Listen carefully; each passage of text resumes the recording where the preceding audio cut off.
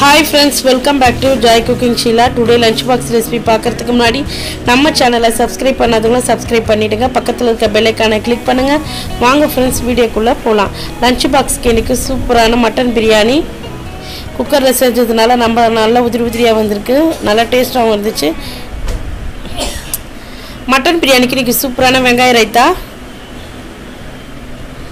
வெங்காய ரைத்தால நம்ம கேரட், தக்காளி, கொஞ்சமா வெள்ளரிக்காய் சேர்த்து சாப்பிடும்போது இன்னும் நமக்கு நல்ல டேஸ்டாவும் இருக்கும் வெங்காய ரைத்தா.